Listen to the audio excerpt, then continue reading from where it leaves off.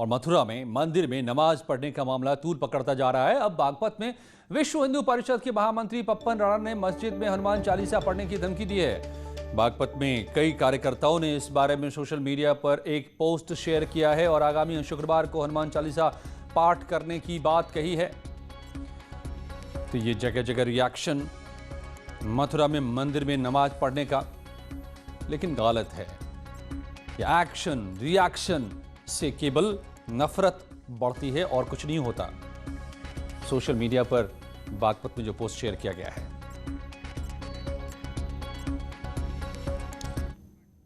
और अगली खबर से पहले आपको बता दें, आप नीचे देखते चलिए, उपचुनाव में लोग जबरदस्त वोटिंग कर रहे हैं। 4 बजे तक का आंकड़ा जो बता रहा है 40-42% से ज्यादा, यानी कि ये 55-60 के करीब जाएगा। तो ये बहुत ही शानदार वोटिंग होगी, इसका मतलब होगा जो आमतौर पर उपचुनाव में नहीं होते हैं।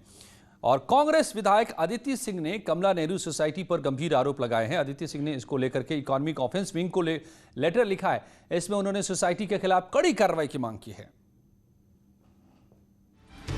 रायबरेली सदर से कांग्रेस विधायक अदिति सिंह ने कमला नेहरू एजुकेशनल सोसाइटी में कथित फर्जीवाड़े के मामले में आर्थिक अपराध शाखा को पत्र लिखकर जांच की मांग की है। अदिति सिंह ने पत्र को ट्विटर पर भी शेयर किया है। ट्विटर पर उन्होंने लिखा कि बच्चों की पढ़ाई का बढ़ावा देने के नाम पर जमीन ली गई, दशकों बाद भी उसका कोई इस्तेमाल नहीं किया और अब उस जमीन को करोड़ों में बेचने की फिराक में है। कमला नेहरू एजुकेशनल सोसाइटी के उस फर्जीवाड़े और भारी पैसों की गड़बड़ी की जांच के लिए मैंने आज आर्थिक अपराध शाखा को पत्र लिखा है। क्या ये ज़मीन आपको सरकार ने पट्टे पे नजूल की ज़मीन इसलिए दी थी कि आप फ्री होल्ड एग्रीमेंट करा के फिर एग्रीमेंट टू सेल करें? क्या इसलिए दी थी? क्या जनता के पैसे की जो ज़मीन होती है, सरकार की जो ज़मीन होती है, जो सरकार सोचती है कि नजूल की ज़मीन जनरली दी जाती है अस्पताल खोलने के लिए, कॉलेज खोलने के लिए, जनसेवा के लिए, क्या ये है कमला नेहरू एजुकेशन सोसाइटी की और कांग्रेस पार्टी की जनसेवा कि वो इस ज़मीन से नॉट ओनली कि उन्होंने वहाँ जिस काम के लिए उनको ज़मीन अलॉट कराई गई थी, बहुत जनहित में अलॉट कराई गई थी, जनसेवा के लिए अलॉट कराई गई थी, नॉट ओनली कि उन्होंने वो उस चीज़ पे खरे नहीं उतरे, अब वो वहाँ से उन गरीबों को भी हटाने का प्रयास कर रहे हैं जिस ज़मीन पे वो काबिज ही कभी नहीं थे। आप वहाँ मौके पे जाके देखें, मेरी आपसे रिक्वेस्ट है, मेरी दरख्वास्त है, आप मौके पे वहाँ जाके देखिए। सिविल लाइन पे हार्ट ऑफ द सिटी का मैटर है। छोटे छोटे दुकानें वाले गरीब लोग, कोई डेली मुझे फोन आता है कि मैम हम तो मर जाएंगे, हम कहाँ जाएंगे। अदिति सिंह के ट्वीट के बाद बीजेपी हमलावर हो गई। बीजेपी प्रवक्ता शलभ मणि त्रिपाठी ने ट्विटर पर लिखा कि गांधी परिवार किसी के नाम पर भी जमीनें लूट सकता है। पहले राजीव जी के नाम पर सम्राट साइकिल के बहाने गरीबों की जमीन लूटी, अब फिराक में थे कमला नेहरू जी के नाम पर 112 दलित मुस्लिमों की जमीन लूटने की।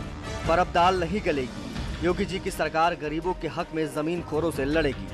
वहीं रेल मंत्री पीयूष गोयल ने भी ट्वीट कर निशाना साधा है। उन्होंने अपने ट्वीट में लिखा कि पीएम से पारदर्शिता की मांग करने वालों ने रायबरेली में कमला नेहरू एजुकेशन सोसाइटी के नाम पर एक बार फिर से जमीन घोटाला किया, आवंटित जमीन पर कॉलेज नहीं बनाया और जमीन का दुरुपयोग करने की कोशिश की।